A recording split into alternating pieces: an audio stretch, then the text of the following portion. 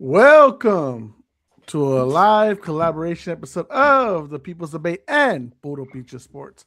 I am your host, Jose Garza, and tonight I am joined by the People's Debate's White T. Cody, the Professor Alex de la Cruz, and Jeff D. Lujan. As in, Jeff, you're here. What's up? I know it's been a minute. I know, man. Goddamn. Stop taking so much vacation time. Jeez, you already ran out of PTO months ago, brother. Dude, it's been a busy couple of months, man. And then, I only got busier, right? So, yeah, it's been fun. Yes, sir. Well, guys, hope everyone's doing well. We're off into the Christmas spirits.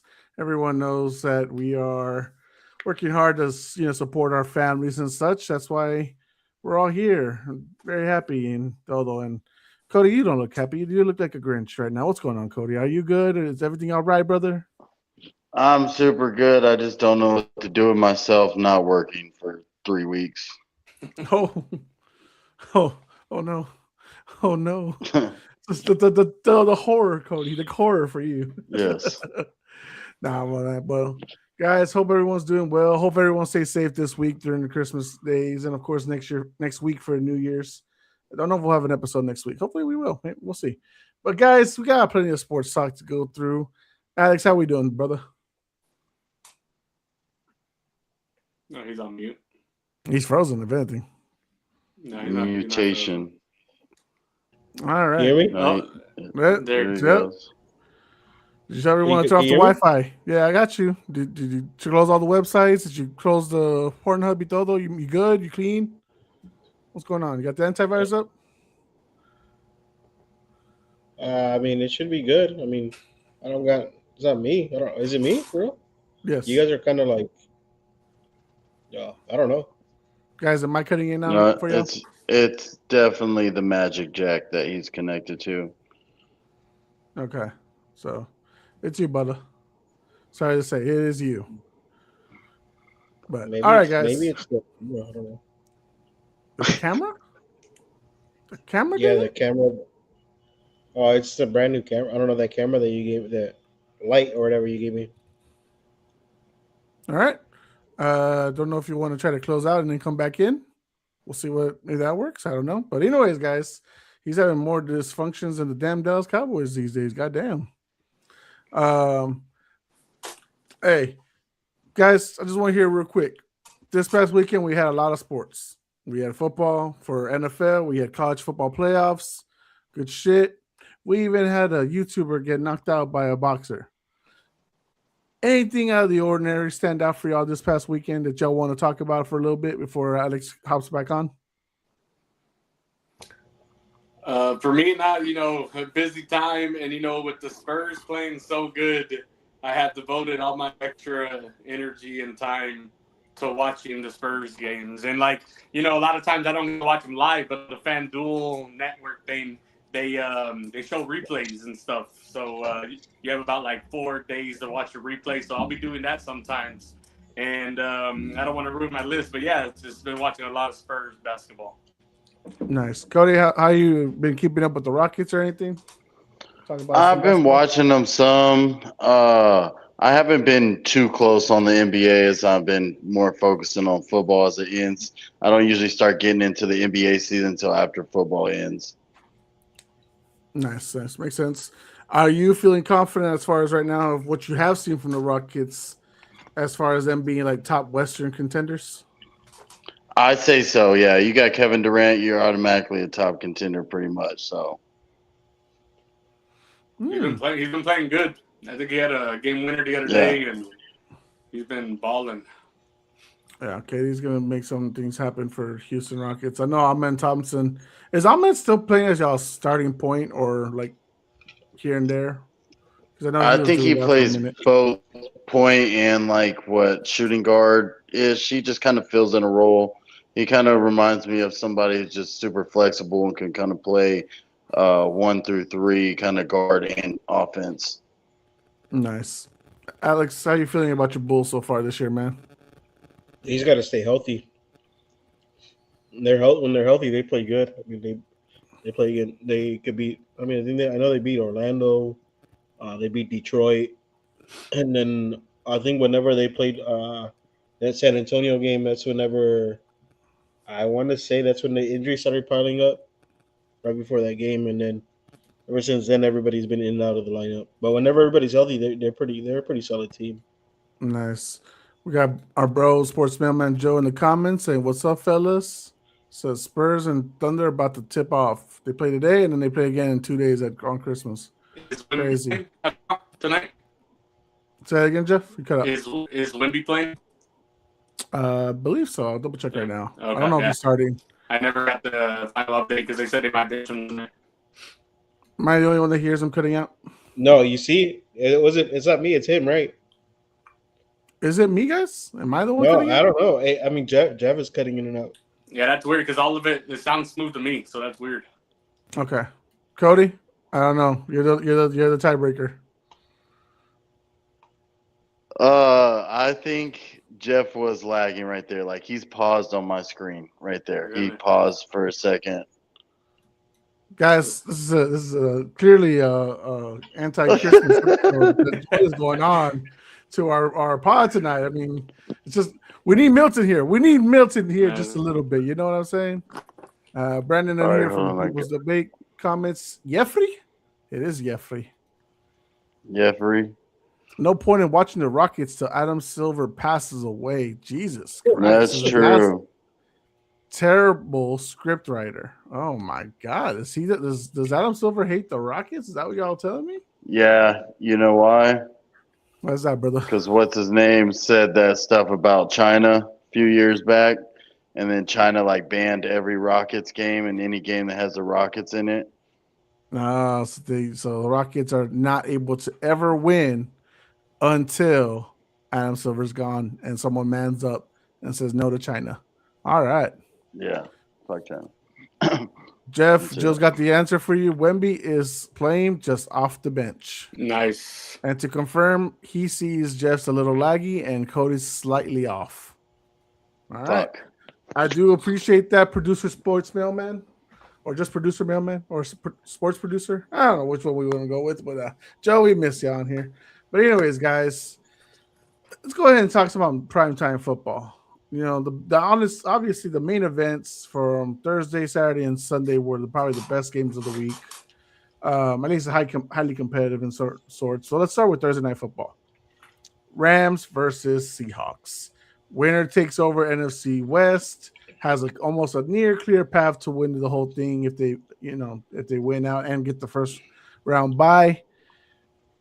Grueling matchup. 30-14 at one point. We see the Rams take the big lead. You think it's already over. Sam Darnold's throwing picks at the 1 yard line. It's crazy. You know, he's seeing ghosts again, all this other stuff. But somehow, some way, Rashid Shaheed punt return all the way for a touchdown.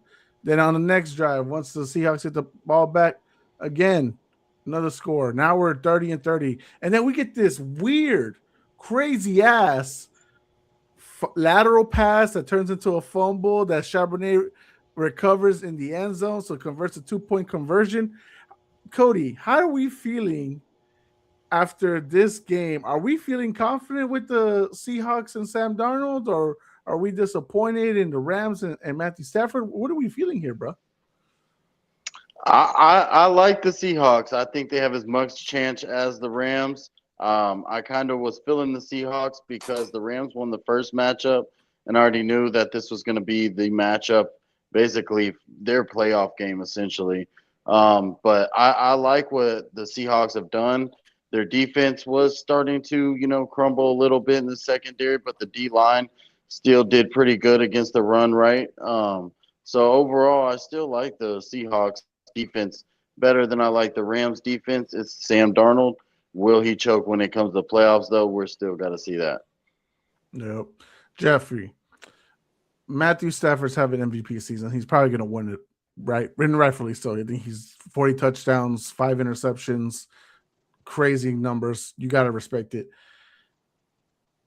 How are you confident on the Rams and Matthew Stafford on the road in the playoffs? Because now with this loss on Thursday, they don't really have a chance to really get back to the first place spot or win a division. It's really up now Seahawks and Niners. So how confident are you on the Rams as road warriors in the playoffs? Yeah, they definitely shot themselves in the foot with doing it. Looked like they had the clear path, and now they're on the road, right, all through playoffs. So it's going to be tough, but I think that team with Stafford they're capable of doing it, right? And I think they're mad at themselves. They had that game pretty much in hand, and then they just let it go, and that fourth was just crazy. But that happens. Let's see if a rematch happened. I don't think it would go that way. So I think if anybody can go on the road and win 3 playoff games to get to the Super Bowl, it's the Rams. I think they'd be all right. Yeah. Someone asked this question, so that's why I was pulling my hair. Is that your real hair? I'm assuming it's me. I can't tell if it's anyone else because Jeff doesn't have anything on top. So Brandon comes in the comments. He says, Rams defense is weird. They either hold you under 10 points or they give up 30. Alex, we talk about it all the time. The NFC has some weird shit going on. There's some weaknesses out there, but this team we were praising the defense. Especially the pass rush and everything. And yet this team gave up. Well, the defense didn't give up 30 points, right? The special teams gave up some points. But how are we feeling about the Rams defense going into the postseason, Alex? I mean, like I said, I've said it before with other defenses. As long as they could have, they're in a dome setting or where it's not freezing temperatures, then I think they could show glimpses of greatness. But once you start putting those defenses in cold weather, icy weather, I mean, the pass rush just gets a little bit slower. I know this had to do with defense, but the thing is with the Rams playing on the road is that they're so reliant on throwing the ball to Puka and Adams. The thing that's gonna probably hurt them in the butt is whenever they do play in Seattle, if it's like a snowy game, they're gonna have to dial it back on throwing the ball. And I that losing that game was really big. Yeah, it's crazy. Okay. And I want everyone to say just yes or no real quick on this stuff. Do we trust Sam Darnold for the postseason as of right now? Cody, go first. I'm going to say no. All right, Jeff? I would say, given the team that he has around him, I'm going to say yes. All right. Alex? I'm going to say no for the teams that are in the playoffs and where they're going to be playing at. I'm going to say no. But I will agree with no. It was a big win, but I do feel like it took the rest of the team to rally it up for them to make the comeback victory. Now, did he have an impressive last of the fourth quarter and overtime? Yes, he definitely did his part. It also obviously it could have also gone the wrong way. Guys, correct me on the rules. That fumble could not have been recovered and moved forward with Charbonnet progressing it, right? Am I tripping? It had to be Sam himself? I don't know the rules. I just know I saw that replay and did not understand what happened. That was just like, was it? I'm not sure. That's a great question. Every time I've heard about fumbling recoveries, like it can't be advanced forward, like unless it's by the player who. No, you can as long as it's not under 2 minutes. So you can move the ball. Yeah, you can move forward. Like I get it if it's a lateral and then you just run it, but like he fumbled, it's a fumble. It got to the ground and everything. Like no, you could scoop it up, and then you could if it's a backwards lateral or whatever too, you could scoop it up, even though you weren't the receiver. Like if a lineman goes and picks it up, you can still scoop it up and advance it, as long as it's not under 2 minutes. I don't know. I mean, I know that's I've learned that when I was in high school, but like I think that's a NFL rule too. I've heard about it too. As long as it's not under 2 minutes. That is crazy because for the longest time I was like, you can advance it, yada yada yada. That's why when people recover in the end zone, it can't really be them. It has to be the guy who fumbled it. So I thought that was just weird, and because they didn't know the rule of it, it took so long for them to come up with the conclusion. It's just like, All right, what is it? You're right, Jose. Here it is. Only the player who fumbled can recover and advance it on fourth down within the last 2 minutes of a half or during a 2-point conversion. Otherwise, the ball is dead at the spot of the fumble if another offensive player recovers it. So was it a fumble? I had heard on the replay I watched that it was a backwards pass. So at that point, it was a fumble. It makes it a fumble because if it's a backwards pass and it got tipped, then it's a fumble. But it's just so weird. So that's crazy. If Sam Darnold didn't do that, then they would have lost. Yeah. Yeah, and then of course the defense was like they're thinking it's done. You know, they thought they just made an incomplete pass and you're good. And Charbonnet just casually walks up to it and boom, score. Or 2 point. Yep. Yeah, so and that makes it 30-30, which ends up making the next drive and overtime big. You know, and Puka going for another touchdown.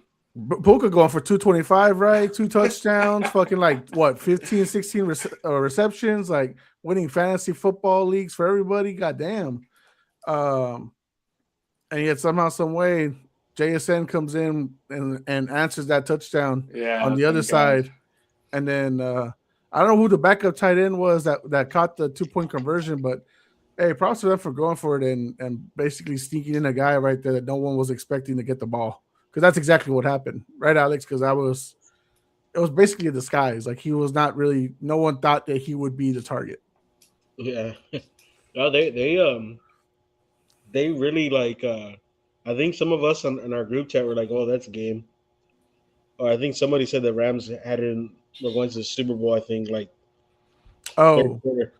Someone, because it was 30-14, and they were like, "Oh man, Rams are going to win the whole thing." It's like at the time you're not. I mean.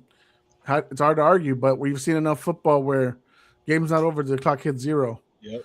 And let's talk about another game that wasn't over until the clock hit 0. Packers at Bears rematch 2 weeks later. Jordan Love gets taken out early. Roughing the passer call, right, Alex? Roughing the passer. They hurt him too badly. Yeah, put a fucking skirt on. They hit him too hard. Hit him way too hard, Jeff. Too hard. Gotta give him a band-aid. Mm-hmm. Took him out. Malik Willis came in, did his thing, took the Packers up 16-3 at one point. It was almost like nearly done, or 16-6. And defense was holding up. No Micah Parsons, Jeff. He's out with torn ACL the week before. Big thing for the Packers to look really good. And then out of nowhere, we start seeing some balling. Caleb Williams kind of showing up now, hitting some big throws. Able to somehow they were able to get an onside kick recovery and then go to overtime. Cody, how impressed with you were honestly with Caleb Williams' performance this week, man? I know you've been a little critical about it his first 2 years. How impressed were you with that? I guess the clutch game-winning sense, because that's when he really stepped up. Where's Alex going? I honestly, I wasn't that impressed if we're talking about the whole game. If we're talking about the last throw, yes, that was impressive. That was a great throw, right? That was a dart. What about the forced overtime? Yeah, the forced overtime was nice. That was the start of it. So he brewed up. I need him to do that though, consistently. Mainly during the game, his throws are always still a little wobbly. He's off a little bit still sometimes. I mean, I can't say nothing too much that, CJ Stroud is doing the same shit. So, but I mean, I was impressed about the last throw for sure. The game-winning throw was super nice. Jeff, you were here for the debates leading up to should the Bears move on from Justin Fields? Should they take Caleb Williams? You heard my side. You heard Alex, Trey's, James, and Marco's side. 2 years later, or a year and a half later, after all that conversation, how do you feel about Caleb Williams? Obviously, it was the right move, right? Justin Fields can't throw the ball down the field. He's a good runner, a good athlete, but just isn't the passer. I don't know if they knew or what. They got Caleb. Oh, yeah, it's right. They got the pick, right? So they got Caleb. And, it looked a little rough. But, man, now with a head coach that knows what he's doing, they look like he could be productive and make some nice throws, and he's resilient, right? Like, how many times have they been down this season and they come back at the end of the game and win the game? How many times does that happen? 4 times? It's insane. So, yeah, they got a dog now, and definitely, it worked out for them. Yep. As Milton says right now in the comments, what up, Milton? Most game-winning touchdown drives in the NFL right now. Alex, it's your Bears. You were probably frustrated with how most of the game was going, being down as much. You're like, fuck, we should be beating these motherfuckers.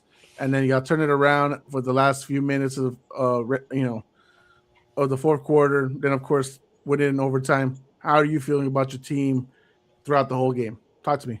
I wasn't even frustrated. I knew what the Packers were going to do without Parsons. It was so last year the Packers were I think top 6 or top 5 defense overall, but the reason why was because they send a lot of pressure. So since getting Parsons, they don't do that a lot.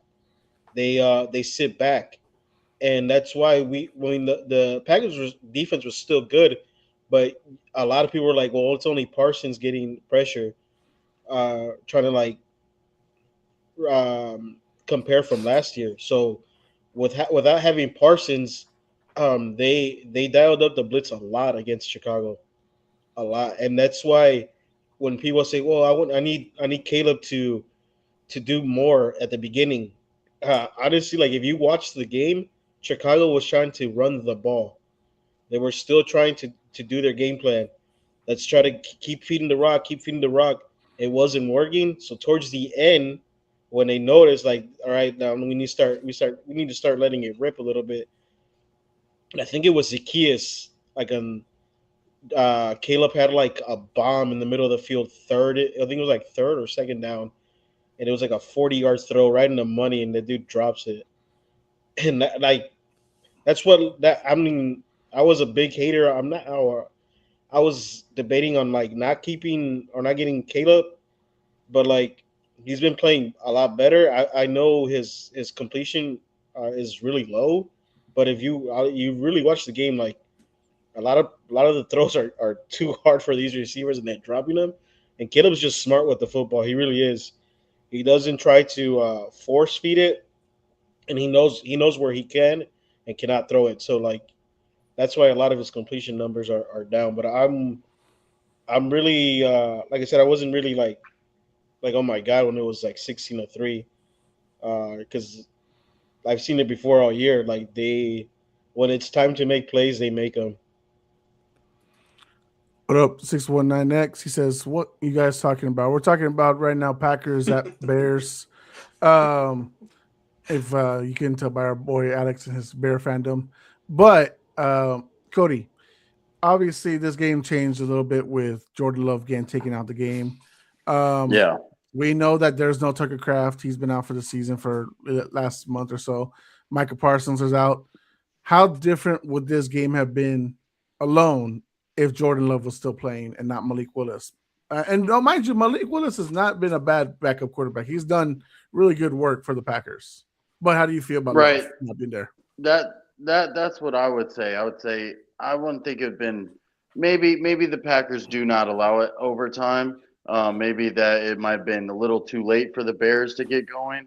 But I mean, Malik Willis does fine filling in. I mean, he's probably top 3 backup quarterback in the league right now. I mean, he came in and he did his thing. He was sitting there running around like fucking Jalen Hurts, and he was making some solid passes. So I'm not going to sit there and hate on Malik Willis and be like, oh, he's the reason the Packers end up losing. That's bullshit. Yeah. Jeffrey, any concerns about the Packers? They're still not in the playoffs yet. I still favor them to get in over the Lions. And you, any concerns with the Packers going towards the postseason? Oh, you got a lot of concerns for the Packers. I think, Parsons was a big injury. It kind of made them a Super Bowl contender than to just like a competitive team. Josh Jacobs is on one leg, and they keep playing him instead of just resting him. The good news is their backup Wilson looking good. I just wish they would pick one and go with it. But he's a little hobbled, and they have a lot of little problems. If they do make playoffs, I don't think they're going to be a real contender, to make the Super Bowl. So I think there's issues there in Green Bay. Gotcha. Yeah, a lot of people were saying about Love. They would have, if he would have kept on playing, they probably would have lost. I mean, they probably would have won, but Love had 3 drives, and I think all 3 of them went into like the red zone or whatnot. But he only had 3 points. He only put up 3 points. Willis went in there with 1 drive, and he was able to get him all the way down there and get 3 points. I mean, he's like, when I said that he runs the offense better than Jordan Love. It's harder to guard Willis because he could run the ball. And I said, I texted you guys, like, you could actually design runs for him. And I think, like, right after I texted that, like, maybe 2 minutes later, you saw RPO where he picks up a first down. I was like, yeah, like, Jordan Love cannot do that. Like, they're not dialing that up for Jordan Love. Yeah. All right. Let's move on to Sunday Night Football. It was Patriots at Ravens. Kind of like a similar situation. My God, everyone got off screen today. Jesus, it's just me now. I'm here, my bad. Nah, you good, bro. So it's kind of the same situation as the Bears and Packers, Cody. Lamar Jackson gets taken out a few drives into the game, a back contusion, knee to the back, and it's now Tyler Huntley game. Last time we saw Tyler Huntley, he was kind of cooking the Bears. So they take a big 11-point lead at the fourth quarter, 24-13. Derrick Henry's running all over the Patriots defense. They can't stop him for shit because that's what Derrick Henry does. That he runs over people. And then all of a sudden, Drake May makes a beautiful drive, hits a nice touchdown to Kyle Williams in the end zone. And John Harbaugh doesn't want to bring back Derrick Henry back into the game for the rest of the game. Patriots would go on to win 28-24, clinching their playoff spot, first time in 4 years. Cody, what the fuck is going on with the Ravens? Derrick Henry, as soon as he fumbles, that shit flips the game like nothing, doesn't it? He fumbled, it was game over.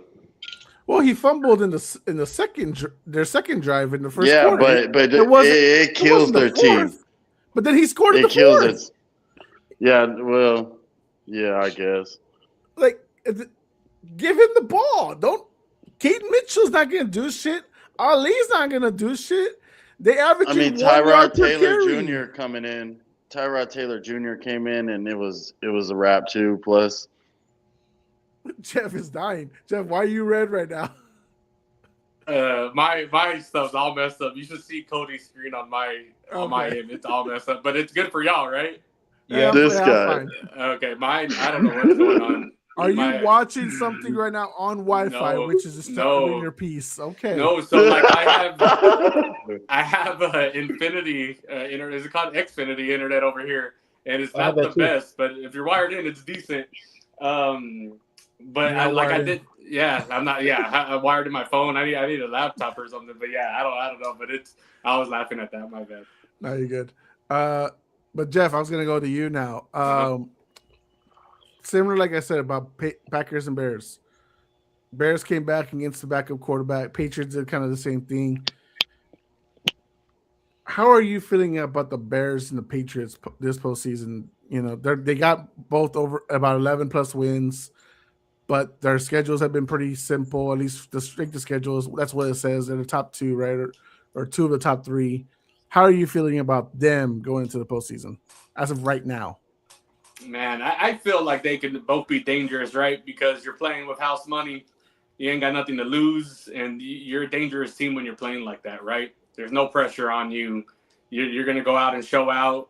With the Bears schedule, like, and the NFC's tough this year. They're going to run into someone, but, like, they're not going to – I don't see them ever being out of a game, And as far as the Patriots – you got that name. I think there's going to be a little bit of expectation from them, but still, you got Drake May coming out of nowhere, and they're going to be playing with house money, and they're going to be dangerous as well. And they're they're dangerous. They can do anything. I think what you saw with Baltimore and the Patriots was Baltimore needed that win real bad, right? They were the more desperate team. The Pittsburgh won. They needed to win. Now they got to hope Pittsburgh loses too, and they got to win out to make playoffs. So yeah, they were playing good, and then Lamar went down, and Patriots, they handled their business. But yeah, I think there's more upside with the Patriots, but Chicago still is going to be dangerous in the postseason. Yeah. Alex, we heard it from a lot of people, especially our good friend White T Cody's here, that maybe at best our teams will probably get 7 wins. How far do you think your team and my team can get in this postseason? Can we get to a conference championship with this roster or not right now? And that's okay. It's house money, right? I don't know. I mean, I was told that the Bears were supposed to lose every single game since they played Philly. They said that as soon as they play Philly, they're going to lose every single game after that. And the fraudulent Bears were finally going to come out. I'm still waiting. I don't know. All right. I got a question for y'all. But I know at the beginning of the season, we all thought the AFC South was a joke, including one from Jose who said you could win the division with 9 wins. No, I think you can win it with 8. I think you win it with 8. How do we feel about the 2 teams coming out the AFC South if they're either one of them a contender? It should have been 3 if Jones didn't get hurt. I mean, we will never truly just know. I mean, the point is we just truly won't know. Yeah. But it looked like it could have been at least the Colts, not even the Jags at the time. The Jags weren't in the momentum yet. Houston kind of started their momentum. Yeah, it's a big what if of Daniel Jones' career. Yeah, and that's really it, right? Milton says, like, the momentum we got, but I didn't like that we needed the Ravens to be the Ravens and the 4th being the reason we won. Yeah, John Harbaugh has now, I believe, the most blown leads in NFL history. And he hates running the ball, like, at the end of the game. He hates Derrick Henry. And that's, you know what's crazy? Because, like, his like their background and like the brothers is built to like fucking run the ball. Like that's how they were known for, because everything whenever they won the Super Bowl, was it Ray Rice was the running back, right? And I think one year he had I think he led the league in like touchdowns. I want to say he was knocking down. Now you got one of the biggest running backs. You don't want to run the ball. Just stop, Jose. I'm not wrong. Merry Christmas. Alex says, Shaitan, you had the Bears winning like 9 games. Me and Jose had more faith than you, brother. I had no faith. So I know you had them like 5 or 7 wins, something like that. You're definitely down on the Bears. But I've always tried to be encouraging for Alex. He knows that, and motherfucker still says fuck the Patriots. But I don't really want to talk about Monday Night Football as far as primetime games, because that was just a blowout. Phillip Rivers is doing all right. I told you. Disgusting. Yeah, I mean, he's doing all right. He's not winning. He's doing all right. Yeah, but I'm telling you, like he's not gonna be the reasons why they lose. No, but at the same time too, like, okay, Jeff he ain't Cody, doing enough to win. Jeff Cody, hear me out. It's okay for 44-year-old quarterbacks to play nowadays, right? When the quarterback's all on bubble wrap y todo. Guess so. I mean, no one's touching him. You can't really hurt a quarterback, and so Tom Brady could probably come back at 50. He'll be fine. No one's gonna touch him. I mean, they're not allowed to. Fuck. So I mean, you breathe on Rodgers, it's a foul. Breaks the collarbone. But all right, guys, I had y'all make a list. I had y'all check it twice. Some of y'all didn't even check it the first time. And now we are here to make – I want y'all to show the world your 2025 naughty or nice list. So I want to hear your top 5 worst/disappointing players of the year and your best/surprising players of the year. 2 different lists, 2 different top 5 lists. We'll start out with the naughty list, which is the worst/disappointment. Who wants to go first? I'll go first, but I'm gonna go good first because the good list is always boring to me. It's always a boring. No one wants to hear who's doing good. You know, there's no debate in that. It's just the good list. But anyways, so I don't have like ranked like top 5 or nothing. But you just have a list of 5 people. Yeah. So OLI, you got to go with Messi. You know, he won the MLS Cup. No one talked about it. Just we have to get that out there, okay? MLS, that's why. MLS, you know, took it down when all his doubters thought he could have won the MLS, you know. This is your naughty list. Right? No, I told you I'm going with good first. Oh, okay, your nice list. Okay, sorry. OLI. Okay. All right. So on the good list, let's start with the most important list. I got Sam Darnold on my good list because, you know, after that performance last year at the end of the season, everybody counted him out. He even lost some money with that last 1-game performance. And he's turned it around again. And then now it's the end of the season, and he's kind of showing himself again. But I think there's some improvement. Obviously, there's improvement every year. And to do it on another team and to be where they're the 1 seed, right? Or no? Yeah, they're right? 1 seed. You got, you know, that's impressive, you know. So I got to go Sam Darnold. On the other side of the conference, you got Drake May. Drake May, I think he's the bust-out athlete of the year. He's the household name now. You got to go with Drake May. I got Fernando Mendoza. I hope that's his name.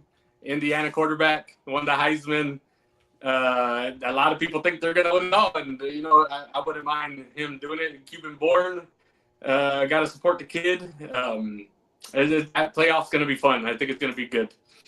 Y'all knew this one was coming. I'll go with Terrence Crawford. Happy retirement.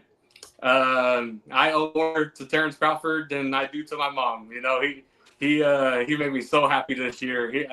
I'm still just excited after that fight, Terrence Crawford. And then the last one, man, like I told you, I've been watching a lot of Spurs basketball. I can't believe how good this guy is. And that's Dylan Harper.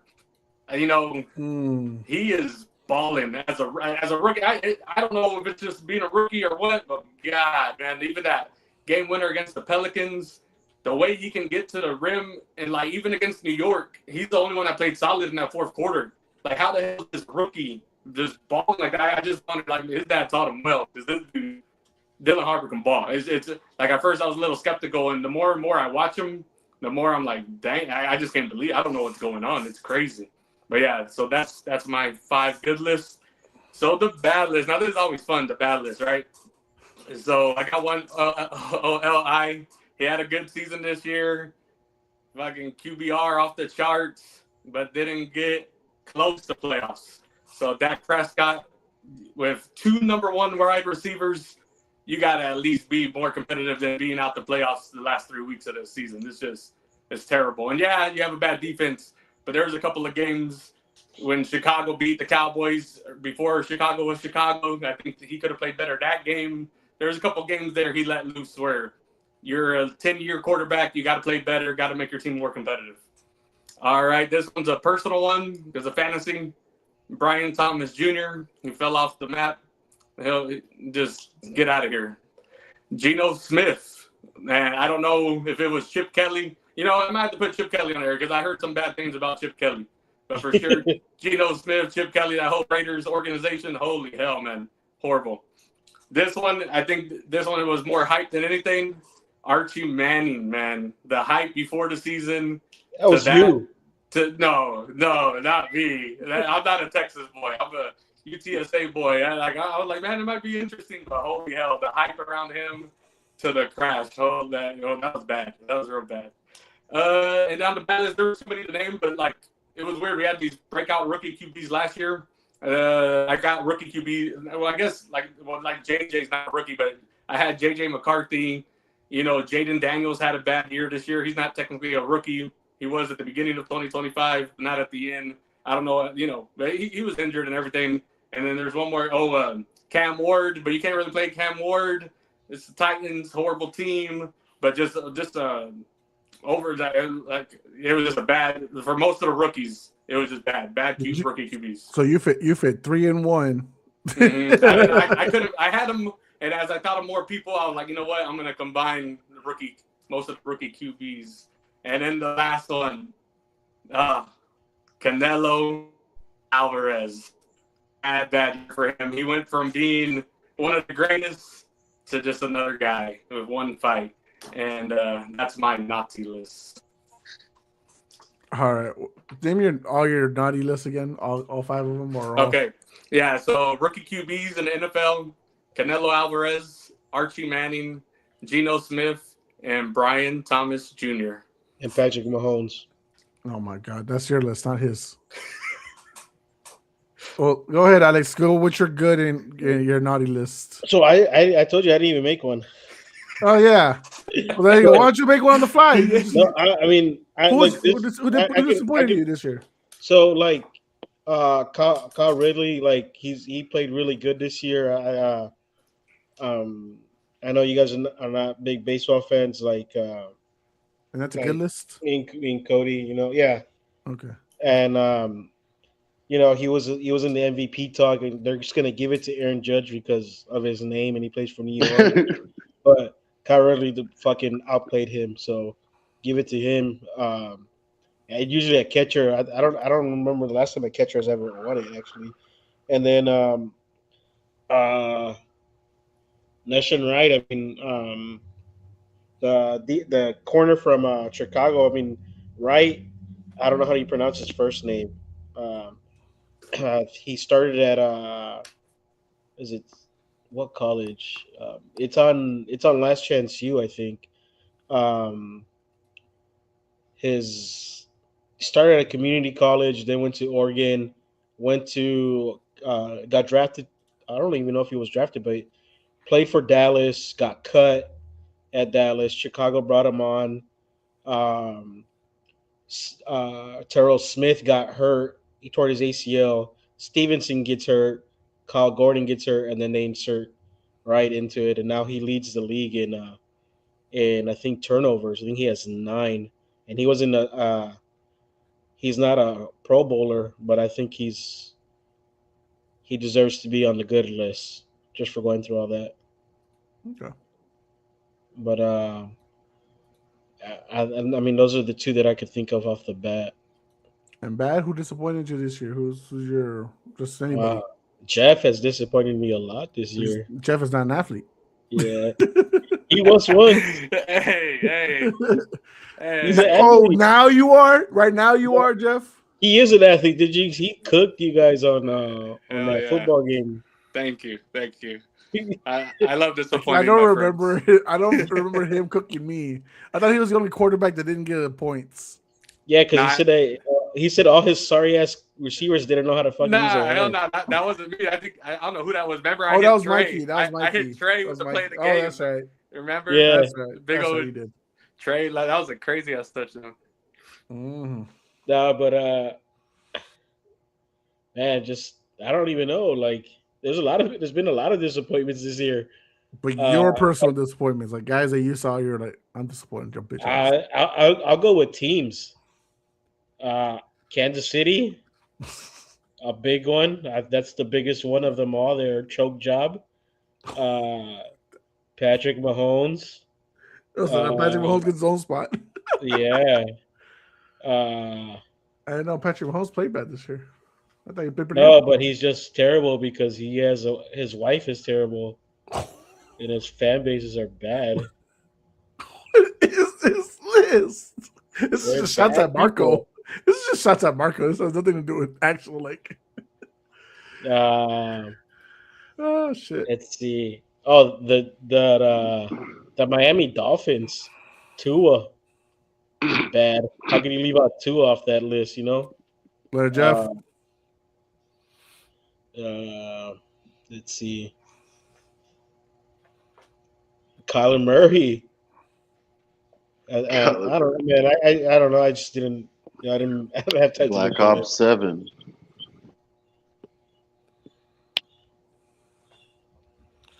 All right. Well, Cody, you can give me your list. I know you came up with yours pretty late, so go ahead and give me your good and then bad. All right. On my good list, I got Myles Garrett. Oh. I Alex Ovechkin. He broke the record for the goals this year. I got Josh Van, of course. Van time. I know they don't like that. Champions up in here. I got Shea. Shea Alexander. He been balling. Okay. And then I got Terrence Crawford too. And then my disappointment, I got Tom Aspinall. You sorry motherfucker. What'd you say earlier? I hate your sorry bitch ass, right? Yeah.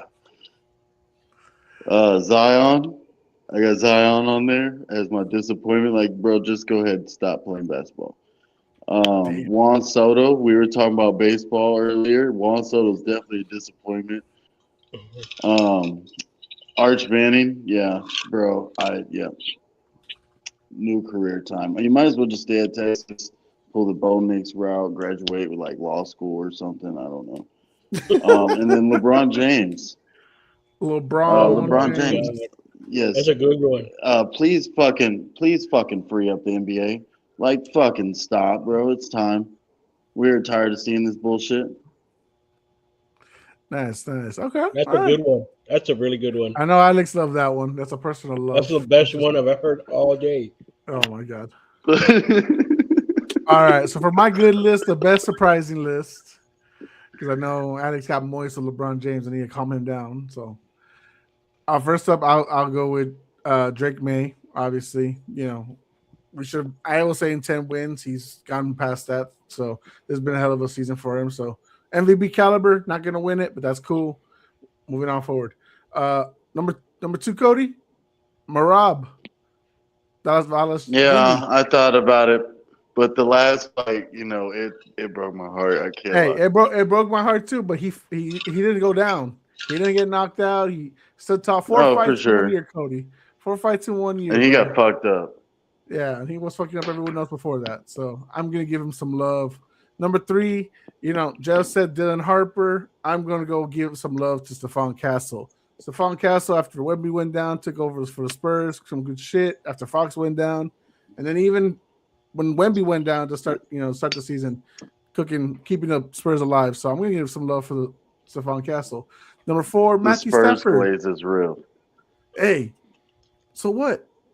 You could have glazed the Rockets, and nobody was gonna stop you. It's my list. Okay, I don't miss. Kevin Durant, look at this. All right, well, you gave the love to Josh Grant instead. All right, number 4, give me Matthew Stafford. Dude was coming with back injuries. Milton was already gonna retire him, and this man's already coming out the MVP. And number 5, Terrence Crawford. What a fucking career! What a fucking fight against Canelo. Great shit right there. Gotta love it. All right, my worst disappointments. I can't believe nobody said this or no one really emphasized it. Lamar Jackson. Oh, what a disappointment. MVP caliber guy, plays like shit most of the year. Wait, he injured all year? Don't give me the injury excuse. If you're still able to play, he's injured all year. If you can still get on the field, you can still try to produce. Dude, he went like 3 weeks with no touchdowns. None. Bro. Justin Herbert has a broken hand. Exactly. He ain't gonna be on this list. He's still playing. If you're playing while injured, that's on you, but I can't. So Lamar Jackson had high expectations for you. You failed me. You know what? For Jeff, Canelo Alvarez, you do belong on the disappointment list. You failed. You fucking got beat up by a guy like fucking 20 pounds smaller than you. He smacked you silly all across the ring, bro. 12 rounds. I didn't even feel like really there was a round he won. So Canelo, you failed. Number 3, Cody, this is personal for me. Baker Mayfield, what's up, bro? I thought about it. You had me for 10 weeks. You were like MVP Baker. And then you failed me the last 6 weeks, bro. Shame. Number 4, this one's kind of weird. I don't think nobody really knows if you're watching basketball. Paolo Banchero, where are you? I'm looking for you, brother. I have 4 eyes. I want to see you play good out there. You're not playing that good right now. So, Paolo Banchero, I haven't been watching, so. Yeah. And then number 5, y'all said it earlier, Archie Manning. High expectations, really good second half of the season, but most of the season I was like, this guy, this is a Manning. Well, good thing he's sticking to school for another year so he can progress his skills and move forward. Like I said, second half of the season was a lot better, but the first half, whew. I wonder who said that There was a guy that said they're gonna miss Ewers whenever he's gone. I don't know that person. I told everybody. Watch. Man, he's good. Did y'all like Ewers on the Dolphins? Did y'all like his game? Hell no. He had a decent game. He played decent right until that fucking interception fucked him up. It ruined but his confidence immediately. It wasn't on him, but it fucked up his confidence. Yeah, I mean, I told Jose, like he didn't play terrible, and he also didn't play great. I think he had for a rookie 7th rounder to be to get installs in that 1 week, like he did pretty good. Like honestly, I think he went like 10 or 20 for 30, 2 picks. I mean, but still, he played pretty decent for where you got him at. Yeah, he went for 25 for 38. He played better in Tua, low-key. No, I'm sorry. That's his total. No, for the game. Yeah, 20 for 30. You're right, Alex. You're right. I think he went, The other 5 for 8 is when he had to come in late for the game. When he started out like 11 of 15 before that interception that receiver dropped or tipped or whatever.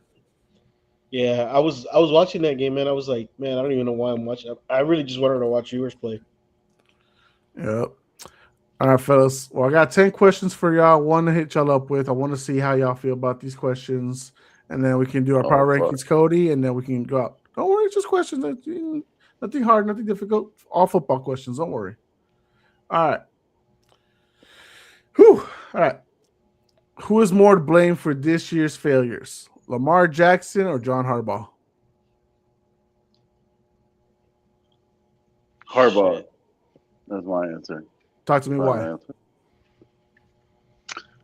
For one, Harbaugh hasn't been getting enough flack as it is. Every year we come up with a reason to give Mike Tomlin so much flack, and Harbaugh has 3 times the talent, it seems like, year in and year out most of the time. And he does nothing more. And it's finally that we notice it. We keep seeing it the last 2 years with Derrick Henry. We literally were all calling it out on both our shows. How, you have to keep running Derrick Henry, keep feeding the ball. They would literally give him 10 carries a game. And we're continuing to see that. I mean, that's not Lamar Jackson. That's John Harbaugh. No. Alex, how are you feeling? Who's the answer for you? Man, it's tough. I am going to say coaching, but the coaches are not turning over the ball also. You know what I mean? You have to put some of the blame on the player. Because, like I said, the coaches are not turning over the ball. But the thing is, too, you're also the play caller, and you need to get your running back going and rolling. I'm gonna have to put more into coaching because with coaching, the coaches you could dictate how a team plays, right, and how the locker room is. They were taking out freaking all the video games, all the freaking stuff out of the locker room. And I don't even think that was the coach's decision. I think that was Lamar's decision. I think he won. I think that was what was being reported, that he went to the coaching staff and said, can we get these things out of our locker room? So, yeah. I'm going to go with coaching. As I agree with y'all that coaching has been a serious thing, and I wouldn't be surprised if eventually we do see a turnaround. I do have to go ahead and put some blame on Lamar. He has more turnovers than he has touchdowns in the last month of football, and that is tough to see. I get it, Cody. He's hurting, ankle, knee, hamstring, hips, illness, all this other stuff. But at the same time, too, man, if you're gonna get on the field, then we need your best effort. This is a year where Patrick Mahomes and Kansas City Chiefs are not in the playoffs. They are not in your way to stop you from winning a Super Bowl. The AFC North is super weak right now. Joe Burrow got hurt early. They were eliminated basically week 2. Pittsburgh Steelers have old man Rodgers. They're barely at 9 wins right now, 16 weeks into the season. And you're telling me you can't come out and produce and do better? We know we gave a lot of flack to the defense early on, but what about now? What about those last 5 or 6 weeks? Where's Lamar Jackson? Where's that 2-time MVP? Where's the guy we thought he was MVP last year? We don't see that guy right now. And I get he's hurt, but if you're going to be playing on the field, then play. Be better.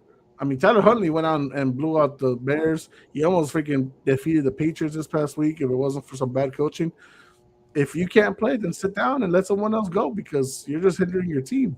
So I gotta put some blame on Lamar Jackson heavily on for this stretch of losses, especially for this year's failures.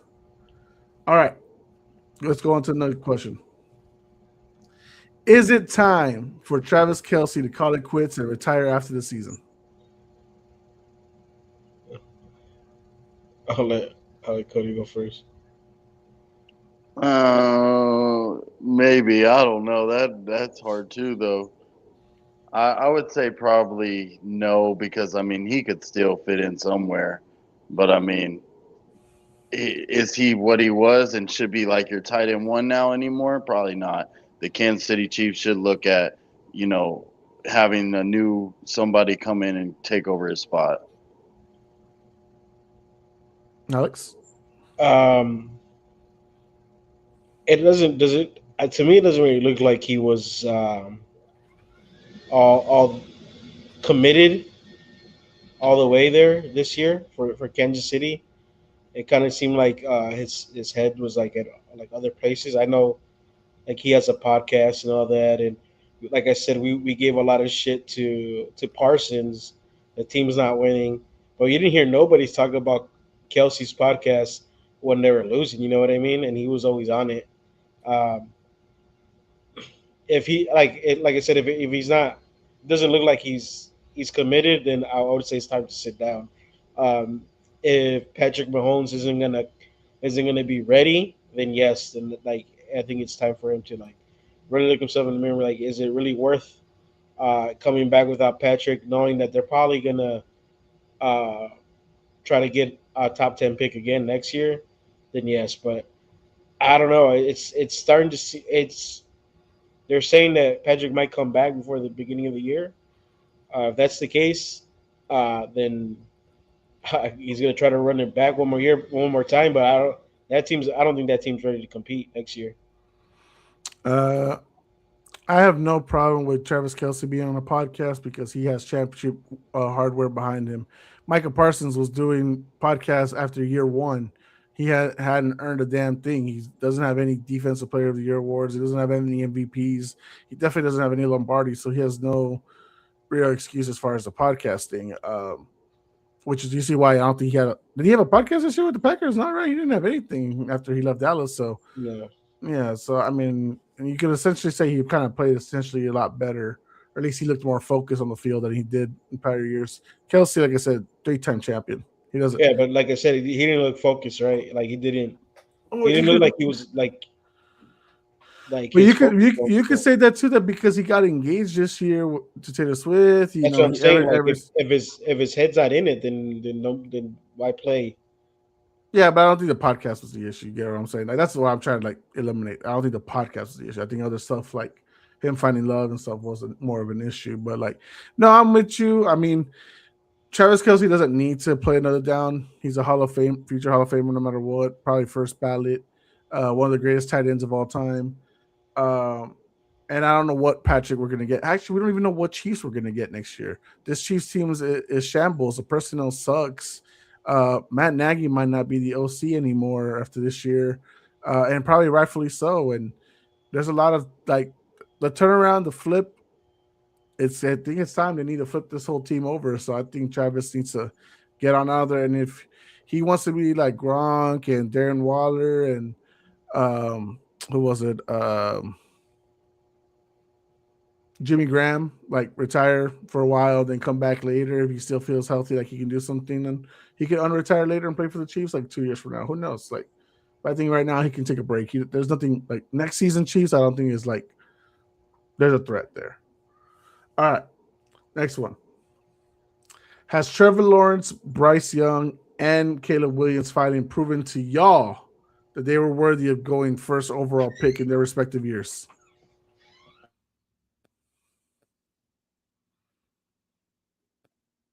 The silence is amazing. The coincidence. Right. I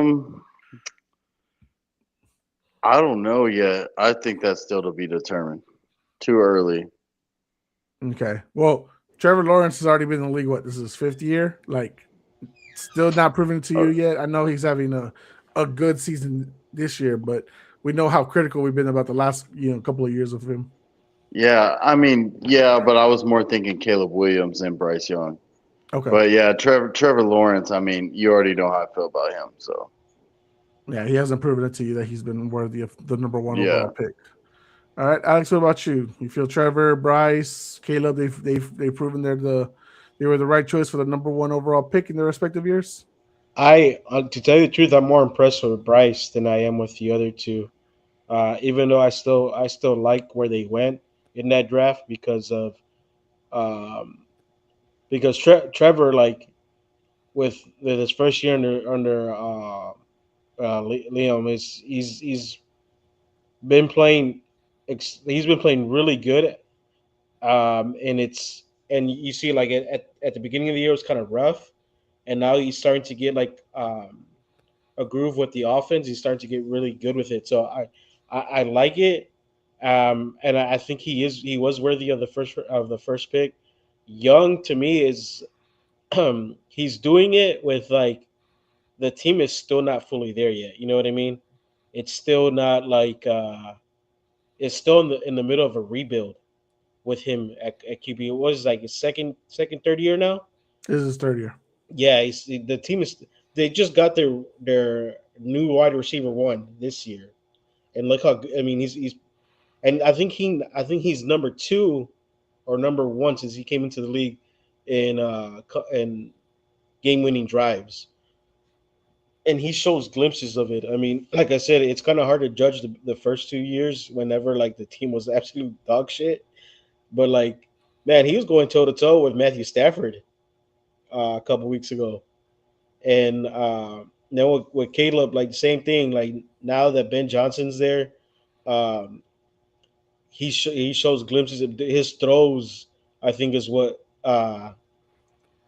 people were saying. Like that's why he should go number 1 because the way he throws the ball and he doesn't have to. He does throw it like Mahomes, where his feet are not always planted or he's always throwing off his back foot, and he has a strong arm. So Yeah. yeah, I do think those QBs are worthy of the first round, number 1 pick.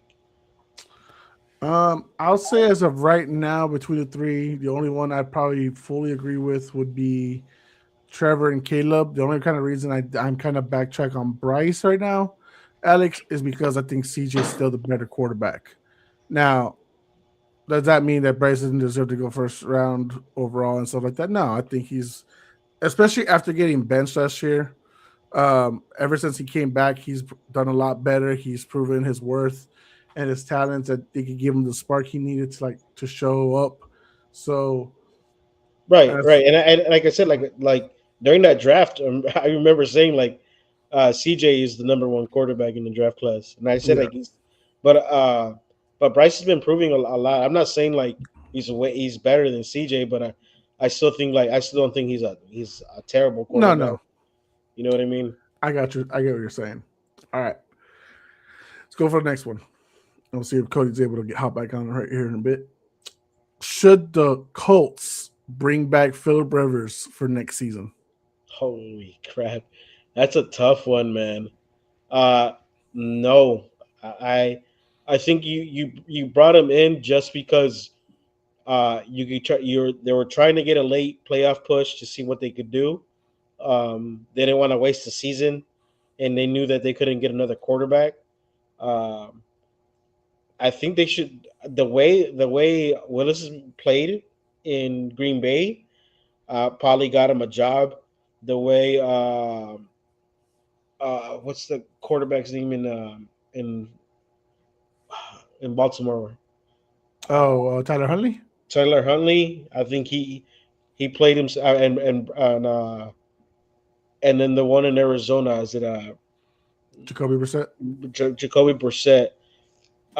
If there's a way you could bring those one of those 3, then yeah, because I don't think Phillip Rivers is coming back.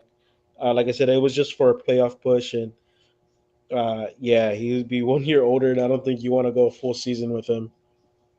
Cody, did you hear the question?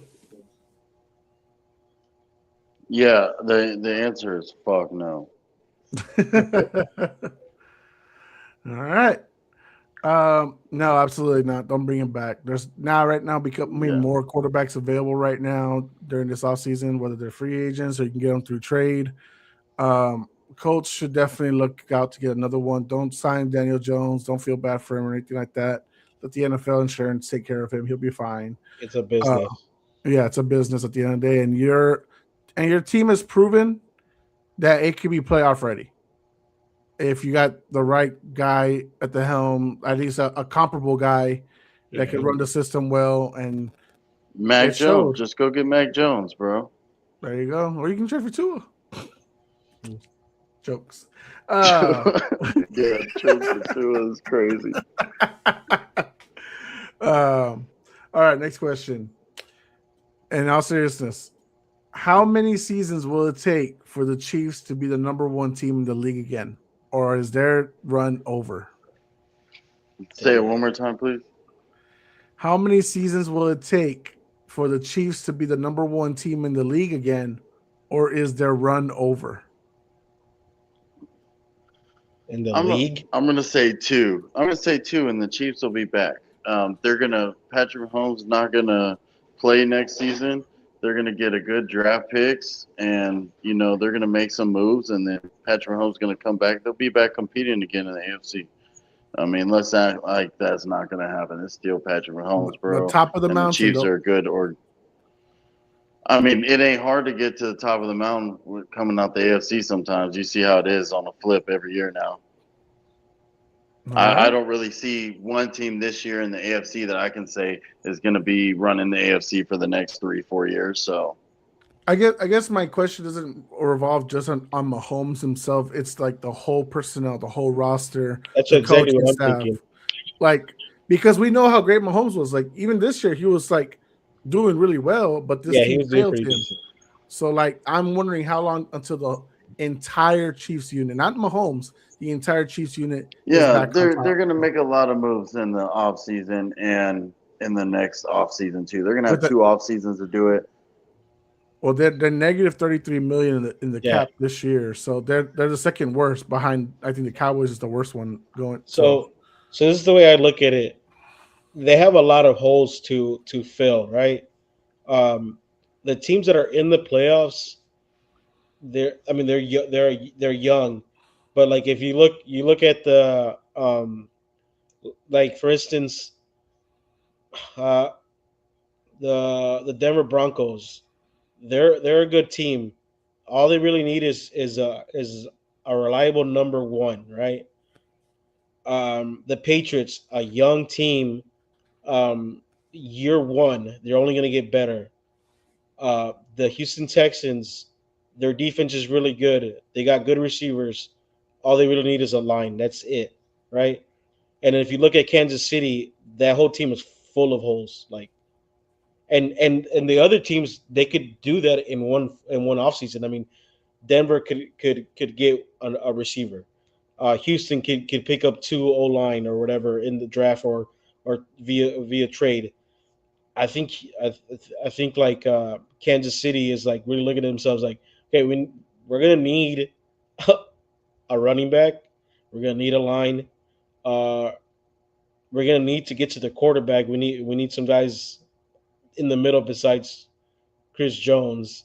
Our secondary wasn't all that, even though you decided to stay with McDuffie, and it's really kicking your butt because you rather pay him than Snead, So I don't know, man. To me, it might be like 4 years, honestly, before they're the number one in the league. Because I'm just talking about AFC. Now you're looking at the NFC. Those teams are really good. I mean, I know the Stafford is probably going to be gone within a couple of years. He's getting up there in age. But like they still got a lot of young players. Jaden Daniels young, Caleb Williams young. So we'll see. I think that's the most important thing, Alex. I agree with you. I think honestly, Cody, I do think it's probably gonna take about 4 to 5 years just to like reconstruct this roster and put Mahomes in a really great position again. Because he needs an O-line. an O-line so bad, and Jawan Taylor's like the third highest paid guy on the roster, and he stinks. Josh Edmonds, if he can stay healthy, he'll be a good, decent left tackle, but we don't know. Creed Humphrey's getting a little older here and there. They need new guards. Look, They don't have a running game at all. And the biggest threat for the Chiefs is that the division is just so much tougher now with the Chargers and the Broncos in it. Like the fact that Bo's so young, Justin's still young, like, and you got they're look at the Chargers right now. They're progressing at a high rate with their 2 tackles out for the season. So like I think it's gonna take a little bit while. I know Mahomes will always be a threat. That's not gonna change. I don't think none of us is gonna take him off like our top 2 at worst, right? 2 as far as top QBs in the league as of right now. Like I know some people put Josh Allen over him. That's why I didn't say that. So I don't know. That's kind of the reason why I agree with that. It's probably gonna take maybe 4 to 5 years before we start seeing the Chiefs being like the top, predator again. And I know, like Marco, he had said like oh, we've been drafting really. I don't know what's the GM's. I keep on forgetting his name. No, I'll look it up right now. I know you're talking about. So like I was looking back at it and like they drafted well, but like Brett Veach. Yes, like like we get some gems or whatever. Yeah, but like I started looking back at it, I'm like, because we got Ryan Poles from Kansas City, right? And I've been looking at the way he drafts. I'm like, man, like Chicago's been drafting pretty good as like sorry whenever we got him. So I look back, it's like, who has Kansas City drafted since Ryan Poles had left Kansas City? And it was hard to find like a guy like, I said, wait, who has he drafted since Ryan Poles left? Yeah. And one of the big things he wants to point out, Cody, that he's been telling us in the group chat is that look at their offensive linemen since Ryan Poles left. They've been kind of cheeks. So, yeah, man. I mean, I do think it's going to take the Chiefs a while, but not as long as like 10 years like the Patriots. I don't think it'll take that long. I do think they'll come back. Mahomes is too talented for that. You know what I mean? All right. Next question up.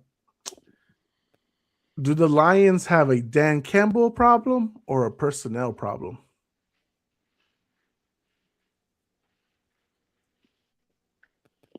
That one's tough, man. I don't know. I don't have an answer for that one.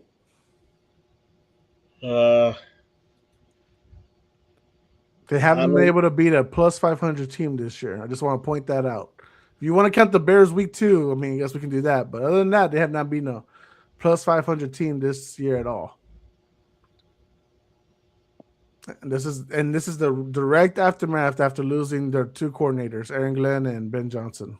So, man, I know a lot of people were praising the Detroit Lions defense last year, and I was like, dude, man, they suck. Like they really do suck. And like it showed, like Aaron Glenn left, right? And like they're a high scoring offense, but fuck, like they have to score like 40 points too, because their defense gives up a lot of big plays. Aaron Glenn sucked anyways, though. I would say I like I said, I never thought their defense was good.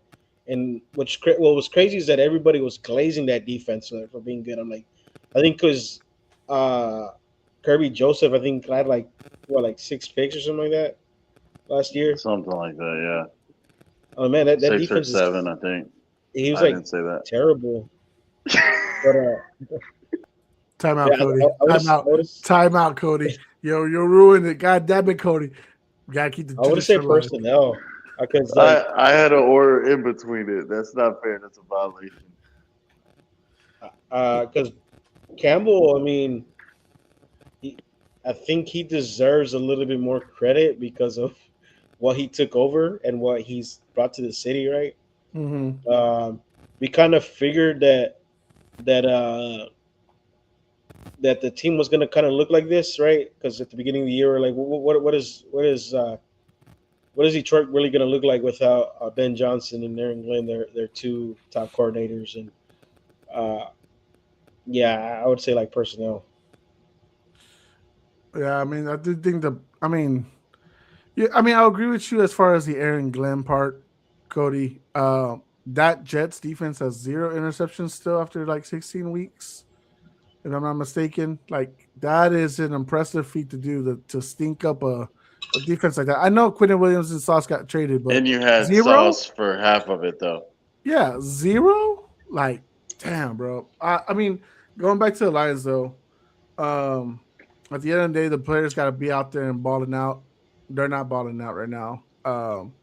Right. Even Sonic and Knuckles have been shut down the last couple of weeks, and the defense is giving up way too many damn points to really give them the credit for it. So, other than like Brian Branch and Aiden Hutchinson, for me, the rest of the defense can. I mean, and Andazoli, the rest of the defense can kick rocks at this point. That I would say that's my personal opinion. I do think Dan Campbell did change the whole thing, but I get it for the criticisms. Milton will be saying it was the coordinators. Ben Johnson saved his job and stuff like that. So, yeah, I did want to pose a question out there for everybody. Brandon says, feels strange to hear Lions fans complain about their O-line this much. How do y'all feel about that? I mean, it's been a few years, but yeah. All right. I mean, the Lions complain, so. Yeah. I mean, Lions getting punched out on the stands, right? DK Metcalf comes over and smacks you silly. God.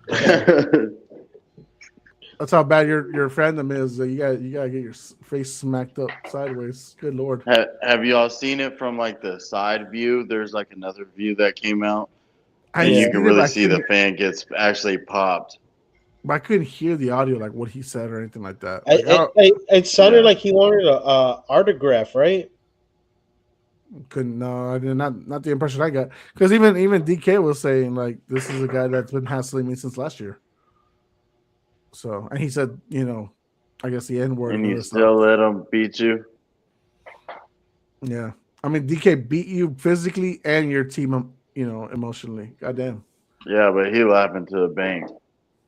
Oh. Actually, DK Metcalf can punch me like that too. That 45. I guess that 45 million voided is going to be going to that guy's pockets. Yeah. Do they get money for that for real? Please autograph this settlement suit for me. He can sue. Yeah, you get money. He's going to sue. Yeah. He's going to get money for it. Yeah. But don't you think like the NFL would tell him like, hey, if you sue him, you're banned. Man, he probably don't even have to sue. He probably don't even have to sue. $10 million, and I'm like, oh no, I can't go back. Oh no. Yeah, NFL already sent him a check, bro. You got punched on live TV. Dude, but that sucks though, right? Because like, if he got those seats, that dude got money, right? And he'd be going to the Lions game now. So like now he's like, fuck. Now if I sue these guys, I'm not gonna be able to go to the games. Oh, that would be wouldn't that be retaliation? Couldn't he sue the NFL for that? Is that blackmailing? Yeah, something. That's retaliation. That is like some type of blackmailing. I think you're right, Alex, because they know he has something against him. Damn, I don't know, dude. I mean, that would suck. Like, right? I don't think the NFL's already paid him, bro. I'm telling you, the NFL allegedly. We got to say allegedly though, because allegedly, yeah. I don't get sued by Brett Favre. Yeah. Oh no. They wrote that man a check before he left the stadium. All right. Extortion, Brendan says. Fuck it, Inception. All right. Who needs a Super Bowl win more this year? Josh Allen to get out of Mahomes' shadow or Matthew Stafford to solidify a Hall of Fame career? Man, Matthew Stafford's a Hall of Famer. Next question. Yeah, a lot of people say no, but not yet. Josh Allen? Explain, Alex. I mean, dude, there's no Patrick Mahomes, there's no Joe Burrow, there's no Lamar Jackson. You're really gonna have to play Drake May, second-year guy. He has to win it. Stafford's already like Cody said, he's a Hall of Famer already, dude. That dude's fucking even when he played for Detroit, dude, like put up crazy numbers. Goes to LA, wins one there, and like, man, that dude just keeps on balling. First year on some quiet shit. So like it has to be Josh Allen, and it'll be weird if anybody says otherwise. I can't see a world where people will be picking Stafford needs to win it more than Josh Allen. You're the best quarterback in the AFC right now, right? I don't think we have any disputes about that as far as who's still in the playoffs and such like that. You've been knocking on the door for an AFC title for a minute. At this point, yeah, it has to be Josh Allen. It just doesn't make sense. I get that Drake May, Bo Nix, CJ Stroud, all these guys who are in their second, third, fourth years and such like that. They're doing their 25 job, and under, yeah. Yeah, like they're young. They got plenty of time. You're getting older. The time is not on your side. Patrick Mahomes, your biggest rival, the guy who's you're 0-4 against in the playoffs, and is not in your way no more. So, I think if he doesn't come out, if he doesn't come out the AFC, then what hope is there for the Bills' future, right? At this point, or I mean, if they don't even come out the AFC, let alone like make the Super Bowl and such like that. So. I'll give him this though. He doesn't have the best team, that's for sure, out of the AFC, and it's just really him and James Cook. That's pretty much it. Josh Allen just going to go down as one of those quarterbacks that was just great, no chip, Dan Marino-ass quarterback.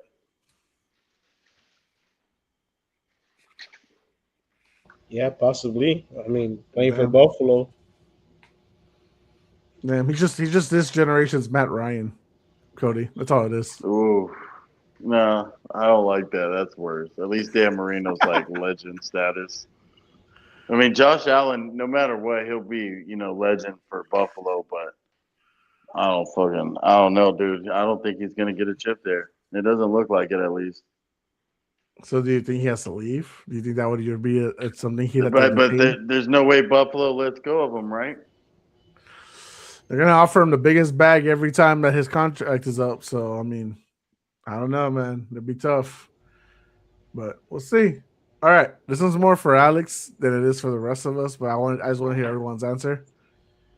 Okay. Will Caleb Williams reach 4,000 yards passing with only 2 games left this season? He needs 600, doesn't he?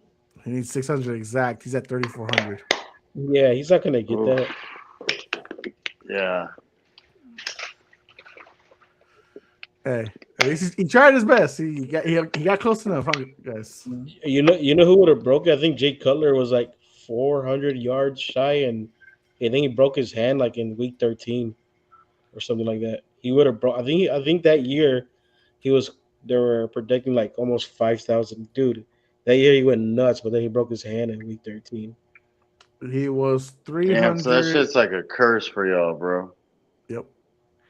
He was 341 yards away. He was what? At least 2015, he was 341 yards away. Yeah, that's right. And in 2009, he was 333 yards away. One of those years, he broke his hand like in week 13, and he was gonna crush that record. But it's crazy though because traditionally against Chicago, you don't want to throw the ball because of the weather they play in. You always have a rusher that's always like 15,000 1,000 yards or something like that. And 2014, he was at 3,812, so he was only 88 yards away. Yeah. And we had Matt Forte back then, but no, I don't Caleb's not gonna break that. I think Caleb's gonna break his record from last year though. Oh, he already did. Yeah, that one that's already done. That's not even whatever it is. That's what last year he's already blown those over this year. You think Trey finally accepts him? Trey? Yeah. I don't know why he hates him. He hates the man. No, he really didn't think he'd do good or anything like that. No, yeah. I think it's because it's the nails and he's a Republican and stuff. So I get it. Oh, he is a Dave Portnoy guy. I never heard anyone say they like Dave Portnoy. Brandon or anybody in the comments, y'all like Dave Portnoy? I never heard that before. Oh, I hate that fucking guy.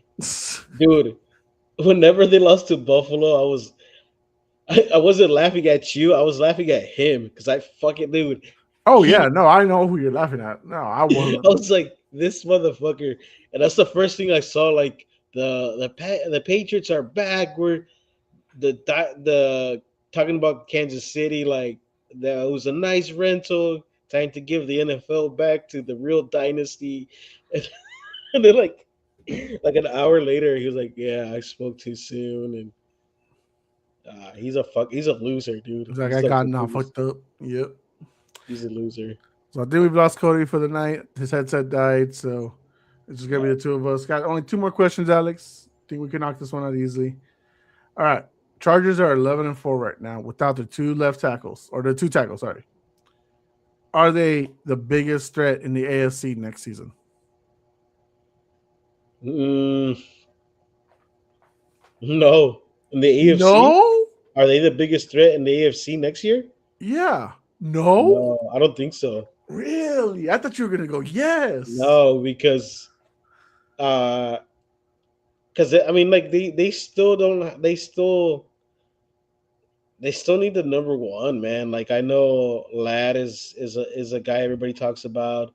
Keenan is a guy, but like King's almost out the they door. need a Right? game changer. You know what I mean? And I So no. understand. I know what they try to do. They're trying to run the rock.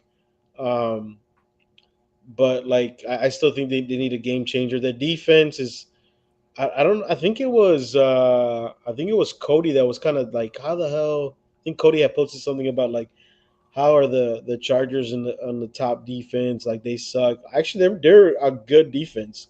Yeah. No.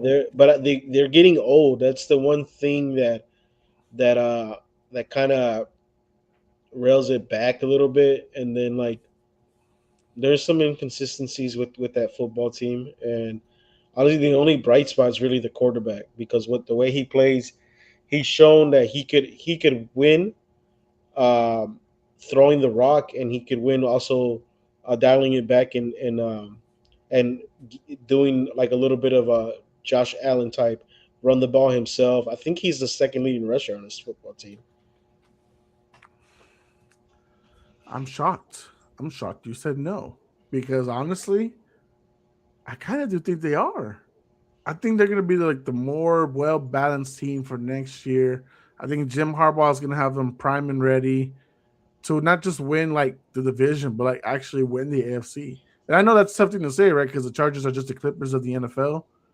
But like, and I get like it would have to take like a downfall, like Justin Herbert going down and stuff like that. But like, you got a nice young running back in Omarion Hampton. I think he'll be a lot better next year. I know he's still coming off his injury and he's doing okay. He's not like the worst. Ladd will probably be better next year. I felt like after his solid first year that he was going to take a step back this year, and he kind of did. Johnston is the one that really like shocked me. He is third year, finally catching the ball more, being more assertive, and being more better for the team. So, and of course they got the tight end that was like a fantasy fan fest for like 5 weeks and stuff like that. But I I think they'll be like the threat of the AFC next year, Alex. I really do. I wouldn't be surprised if they win the West this year. I do think they can beat Denver in Week 18 and take it, as long as they don't lose to Houston this week. But I think they can take it. The Houston and Chargers game is going to be. I wanted Cody here for that because I was like, that's gonna be a lot closer than people think. That game's gonna be really a nail biter at the end. Like who's gonna like come out on top? I think it's going to have to come with Jim, right? I think he has to dial up some place where he gets the ball out of Herbert's hands fast, because if you're back there doing 5-step drops, you're going to get lit up. There's nobody protecting Herbert. Yeah, and on the other side, I mean, you saw little glimpses here and there of Houston's offense doing a little better last week, but it was the Raiders. Their defense kind of stinks, and the fact is that there's kind of like a little momentum shift, right? When you squeak out a win against a bad team, you kind of don't. We don't know what you are the following week, and so that worries me for the Houston Texans because they only beat the Raiders by 2, and I get it. They got the job done and whatnot, but That would worry me a little bit. I mean, does that worry you? Yeah, I told you before, like I know everybody's like praising Houston, but I don't know, man. Like you really you're really counting on their defense to perform elite just to get wins, like just to squeak out wins.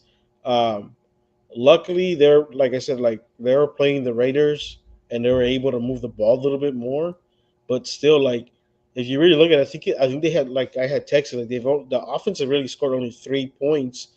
I think within like the first 2 quarters or 3 quarters, if I'm not mistaken, because their defense scored.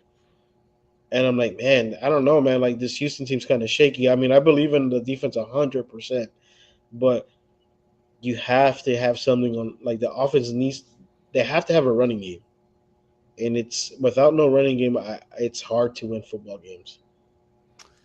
Well, we'll see how the Chargers are next year, but you don't have them as the biggest threat. I do. We'll see. We'll see how it goes. All right. Last question. Who needs the first round bye more in the AFC? Of the playoff teams that are contending right now, who needs it more? Who needs a home field advantage the whole way?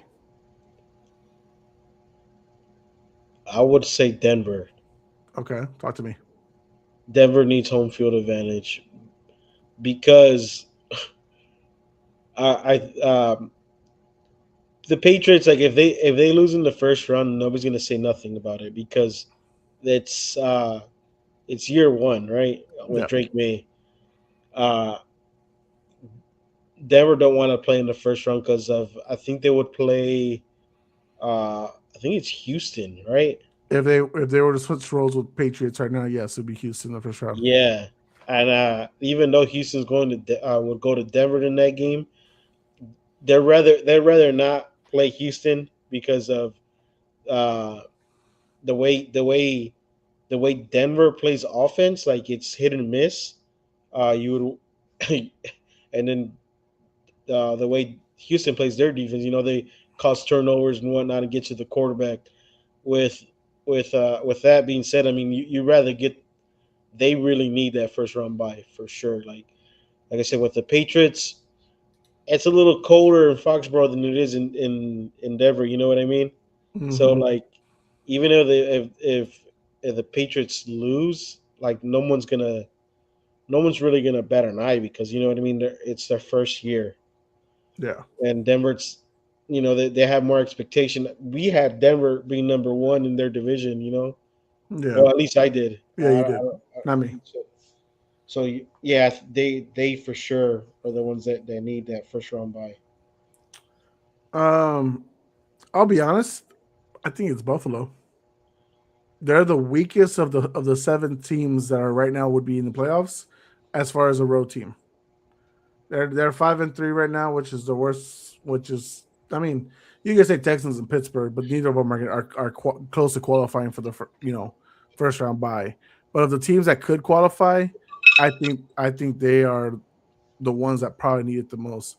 I think they would rather, instead of traveling across the country like to Denver to LA and such like that, I think they'd rather have everyone come to their climate. Their stadium, their final year. Also, they could still get the number 1 seed. They could if like the Patriots lose out, Broncos lose out. Like if Broncos lose one, Patriots lose both, and like maybe the Chargers, like I think they can still qualify for it. Damn. I think I know I saw a post talking about which teams qualified. Maybe they weren't one of them, but I thought they could. Just because of the record being 11-4, you know what I mean? But I think they would kind of need it more. Like Denver, they're not a bad road team, honestly. They're 5-2. The best road team here is the Patriots, so I don't think they'd be worried if they somehow fell out. Denver, ironically enough, like going back to the last question, if the Chargers were to win the division, Denver would fall to the 5th seed and they'd play Pittsburgh first round. Oh wow! So like maybe that's something they wouldn't even mind, because let's be honest, if we're looking at the 7 teams of the AFC, the lowest one we believe that is going to probably be a threat in the playoffs is probably the Pittsburgh Steelers. Yeah, and I think I said it right. I said it in the group chat. Like I was Well, like, I you were think thinking the Patriots and Bills, but that's not where they're at right now. no, but I'm saying like it would probably be more beneficial, right, to lose. That way you could play the Steelers in the first round. Yep. I don't know. But all right, man. That's all. Those are my 10 questions here. I was hoping everybody would be on tonight for all of them, but it's cool. We went with it, guys. Thank y'all for watching us right now. We're still gonna be on for a little bit. We're gonna do just pick'ems real quick, and then we're gonna close out. I might do power rankings still. We'll see. I mean, I'll let you judge my top 10. But Alex, let's do week 17 pick'ems. And guys, for everyone watching right now, whether it's on live right now or on demand, follow People's Debate on YouTube channel. Follow Puro Pinche Sports on YouTube channel. We truly really appreciate it, guys. We'll get everybody on together real soon. All right, Alex. Week 17 pick'ems. Christmas games. Cowboys at Washington. Yeah, give me the Cowboys. You thought about that way too long, bro. Cowboys. Yeah, because I mean I don't know if they're gonna play. Washington's playing their third string quarterback. Yeah, but like, should they even play Dak? Should they even play their starters too? They probably will. Yeah. If everyone's got to travel, they might as well play too. You know what I'm saying? They can bench him week 18. Yeah, they're probably playing for incentives, to tell you the truth. Exactly. There's probably incentives out there, and they're going to be a top 18 pick no matter what. Yeah. All right, this game's a little more consequential for at least one team. Lions at Vikings. Oh. Play the spoiler or be a JJ McCarthy meme. You can end the season right now and eliminate the Lions this week. Give me the Lions. I will take the Lions as well. JJ McCarthy will not be playing this time because he damaged his hand last week. So back to the backup, whose name I forgot already. Give me the Lions for this one. I don't think they lose 3 straight. That'd be crazy. All right. Easiest probably prediction of the week. Broncos at Chiefs. Yeah, Broncos are sweeping them and belt to ass. Burial, Broncos. All right. Going to Saturday. The game we were really talking about extensively right now. Texans at Chargers. Texans at Chargers. Mm-hmm.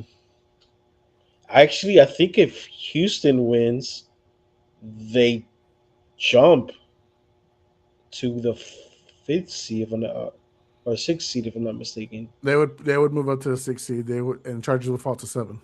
Yeah. Give me the Chargers, man. I think their offense is better than Houston's, and I'm just not, like I said, I'm not 100% confident in that offense. No, I will agree with you. I actually got the Chargers winning this one. They've been winning surprisingly against everybody lately, so why even doubt them now? You know what I mean? All right, and this is the game of the backups. Ravens at Packers. 2 playoff spots really on the line here. Ravens lose, are basically eliminated.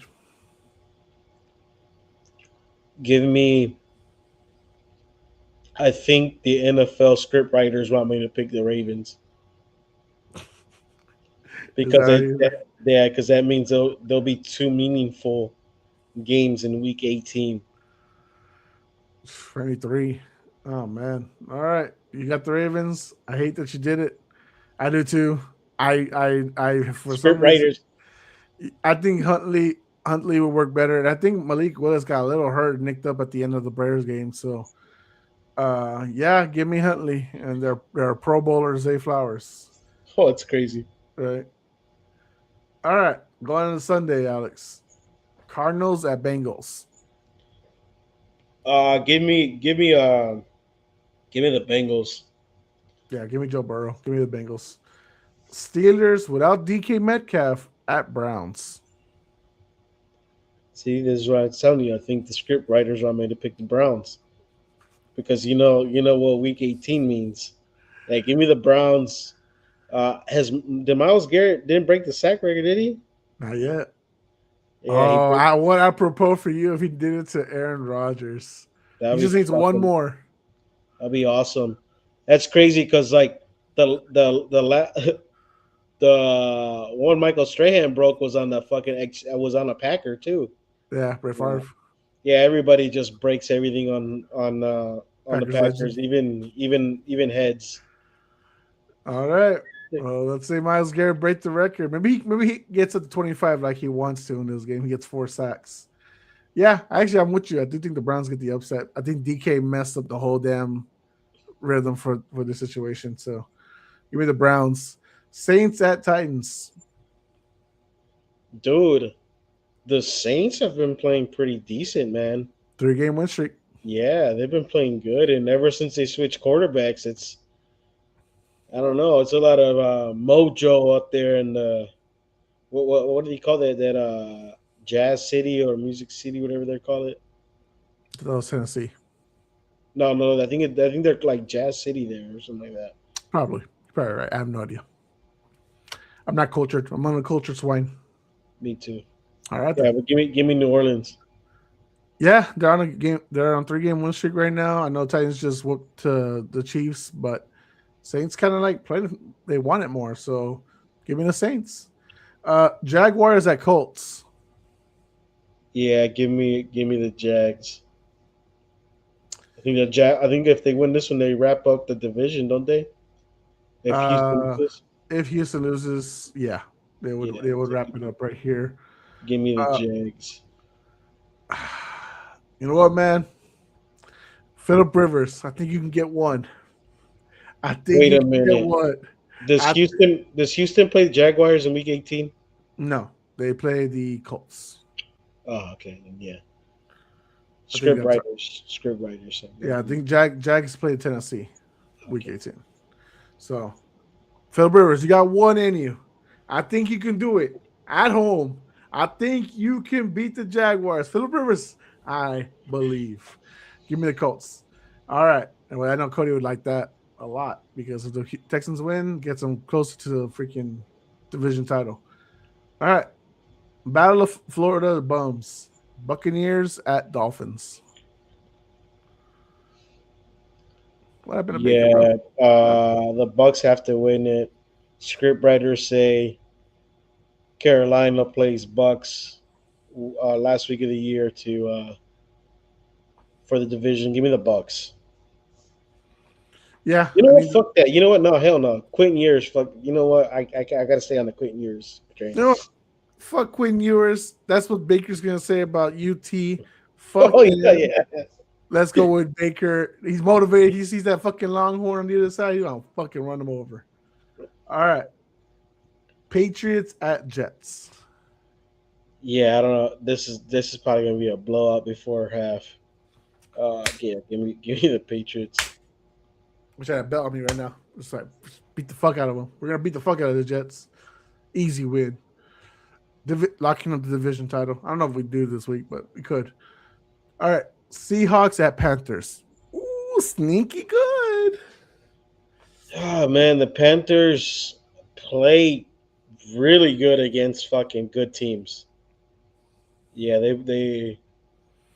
But like I said, I think Street Writers want the Seahawks to win this one. That way, Carolina and Tampa plays for that division in the last week. So give me Seahawks. I will take the Seahawks as well. They win out, and they fucking win the division. That's crazy. Yeah. Especially if they, well, we'll talk about it. If they play the Niners, when they play Niners in Week 18, it could be for the title. Or they can rest their guys if the Bears get the job done. Giants at Raiders. Loser leads for the number 1 pick. Who was it? Giants at Raiders. Loser gets the number 1 pick. Look, I really do think the fucking Raiders want to lose, and I think the Giants will be okay. But the thing is, if the Giants lose, they got more leverage at that number 1 pick because they don't need a quarterback, and the Raiders do. Yeah. And Mendoza could be up there, and if the Giants lose, they can leverage that pick. Damn, I don't know, man. This is crazy. Mm, give me the Giants because I think the Raiders are an absolute shit show, and they're not even gonna hide the fact that they're trying to lose. So you got the Giants to get the win here. Yeah. I'm gonna go with the Raiders. They showed some fight. They showed some fight against the Texans. I think they'll be able to fight. You've seen ever since they fired Brian Dable, Giants haven't been shit. Yeah. So the offense can't move the ball really. So Tyrone Tracy's kind of been like the best player almost. But give me the. That's gonna go down maybe as a bad firing. That's what I thought when they did it. Yeah. So give me the Raiders to win this one. All right, probably the game of the week. It's not the main event though. Eagles at Bills. Yeah. Philly's gonna go back into a fucking cold rock again once they play good teams. I know their fans were talking about Jalen Hurts being this and that, but I think the Bills are right now are a little bit of a streak. They've been playing good football as far as playing like beating good teams. So give me the Bills. I will go the opposite of you. I think the Eagles can get the upset here in Buffalo. I think they just have a lot more than what Buffalo can offer. This is one of the things about Buffalo's team that I don't like is that it's Josh Allen, it's James Cook, and then it's everyone else. Yeah. And that's what really would worry me for this game. So I actually have Philly with the upset. And it's not really an upset. They are the defending champs, right? But you know what I mean. All right, and then Sunday Night Football main event: Bears at Niners. I know you'll be stressing. By the way, no. I'm not sources. Do you understand? I am not sources. No, you have someone that talks to somebody in this household almost every day. You know that. You know what's crazy? She was asleep the whole time, and she was the one that was telling the wife. No, it was a good game. It was, and he was stressed out the whole time. She's such a liar. She was knocked out. Like the fourth quarter, she was knocked out. I'm just repeating what she said. You got mad at me like haters gonna hate. No, I wasn't even there. When I went into the house because obviously I watched the game in the garage, and I told her I was like, "Oh, you already know when I get in my game mode, everybody leave me alone. Nobody come to my garage." But like honestly, I'm always like I chill here on the couch and like I just watch the game. But I went in there. I think I got some water, and she's like, "What's going? How's it going?" I'm like, "They're losing 6. I think it was 16-6." And I was like, "Doesn't look good. We're probably gonna lose the game." She's like, "Okay." And then as she was gonna go to bed, I was like, "She's like, we just got the ball and onside kick." I was like, "It's a long shot. They're probably it's Chicago, so they're probably gonna beat Chicago and lose the game." She went to sleep though, and then like I told her, "Hey, they fucking won the game," and she was like, "Oh, okay, cool." Well, she went back to sleep. I'm like, "Okay." I'm just saying, she's sources. All right, don't fucking shoot the messenger. All right, do we pick a team to win this? No. Damn, this is a tough game matchup, bro. This is a really tough matchup to pick. I think the Niners want this one more. I was gonna say the exact same thing because I was gonna pick. Honestly, I'm gonna pick the. I told you a couple weeks ago, like I think 4 or 5 weeks ago, it's like the game that I'm dreading the most is the fucking 49er game. So is that your pick? You gonna pick the Niners? Yeah, I think the 49ers could get one on us because Christian McCaffrey. The one thing we can't really do, man, is when they start like bouncing the plays outside zones, like man, our defensive line just struggles to get back there. But our big key is our linebackers. Our linebackers are really good. Just I don't know. We give up too many damn yards and rely a lot on forced fumbles. I saw this earlier. I'm trying to find this, see if it's up here. I think George Kittle might miss this game. Are you serious? I think he got hurt at the end of the last night's game, and he might be questionable He loves the Bears. You know that? Oh, isn't he? Yeah, isn't that his team? Or Yeah, he can't really say he's a fan, but he loves the Bears. That's where he wants to play if he ever has a chance to go anywhere. He wants to go to Chicago. yeah, I'll look it up later. I'm trying to find it, but I'm trying to quick scroll and look. But I think he might miss this game, so I'm gonna pick the Bears actually. Because If he misses him, yeah, he's a big key. the fuck was that? I didn't hear nothing. Dude, my ear will start to shake. It was like, vroom. I was like, oh god. Oh, a truck just passed by. Oh, that might be it. I might have really heard it. Yeah, it says Kittle's dealing with the mid to low ankle sprain. He just avoided a high ankle sprain, so hey, they might want to take care of it first instead of forcing him to play. So we'll see. But I'll take the Bears if that's the case. I'm just going to just jump the course now and just pick them. All right, Monday Night Football, Alex. Rams at Falcons. Falcons on a little bit of a streak themselves.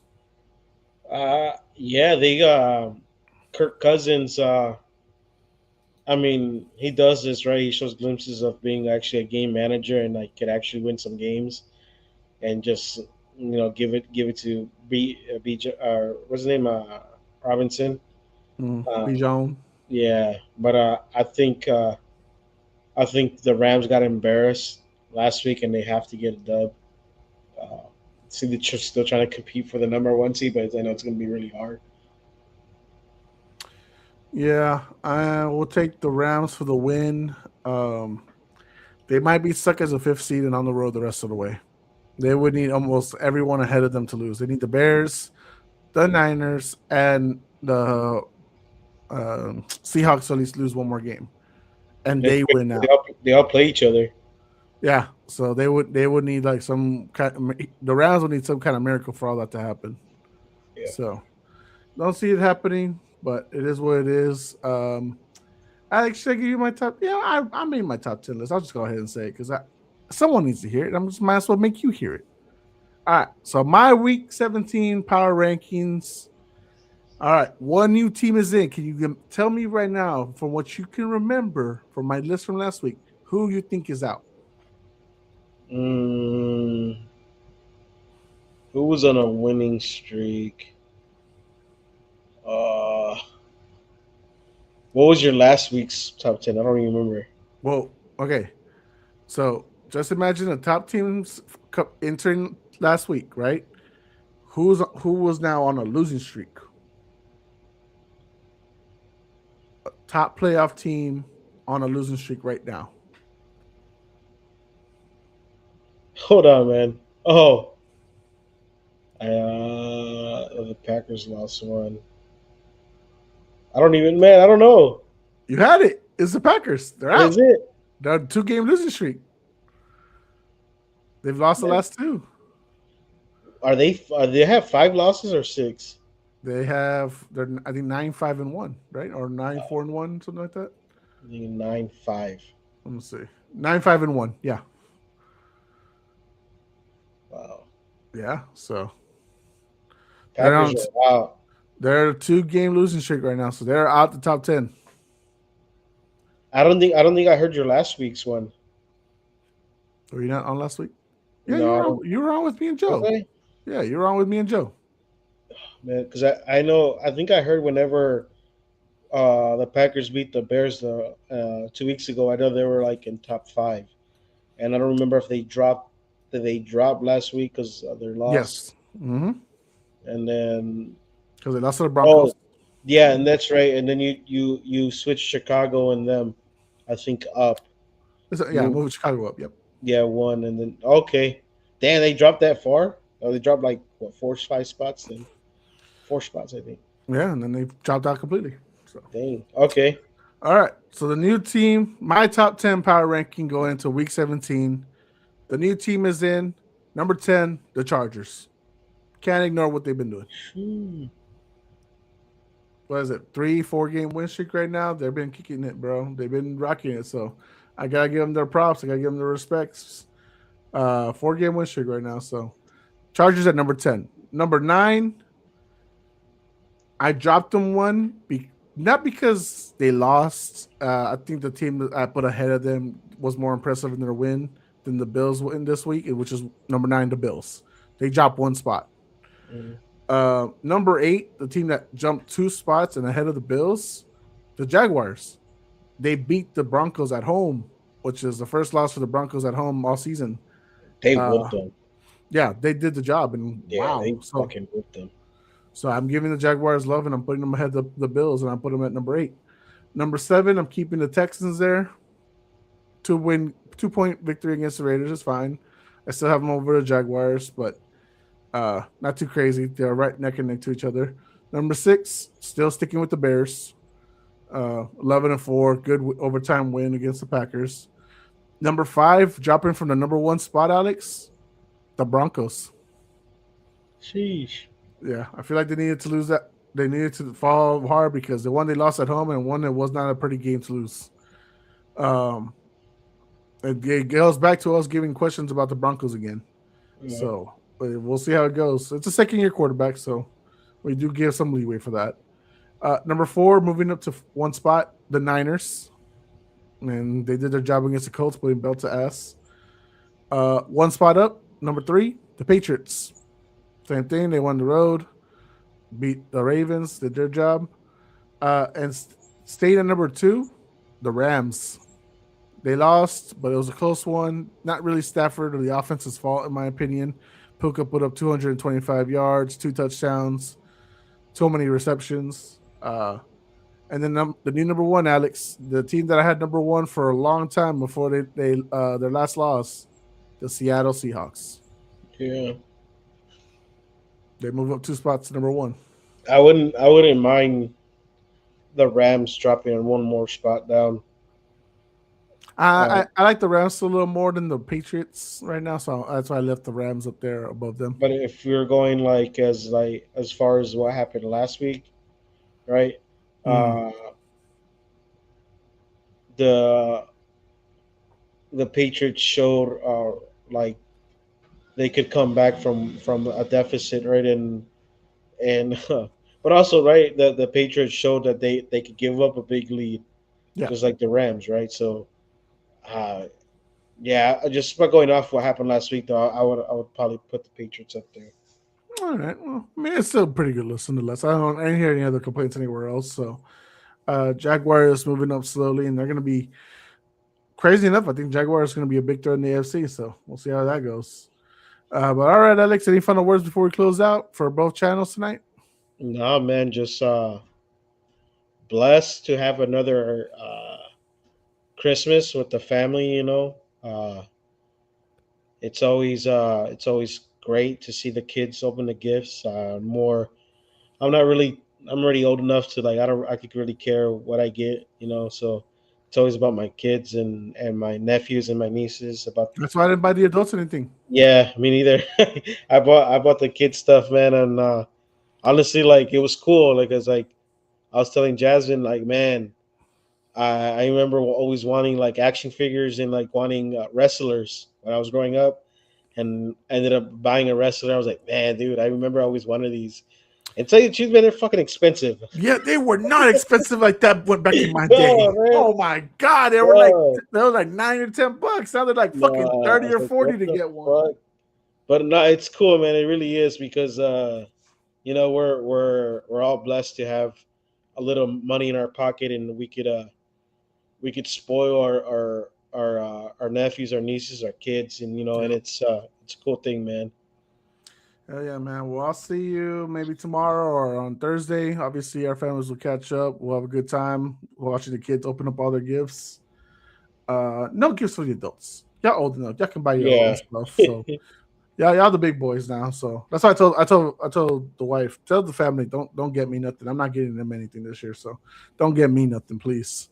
But guys, nonetheless, happy holidays, Merry Christmas, Hanukkah, Boxing Day, all the stuff that you celebrate. Go out there and have a good time with your loved ones. Be safe out there.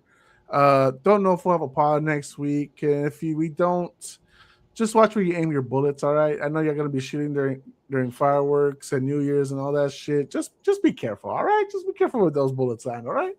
But for Alex, for Cody, for Jeff, for Milton, for everyone that's watching the People's Debate and Puro Pinche Sports, I am Jose Garza. We are the Puro People's Collaboration. That's a long word to say.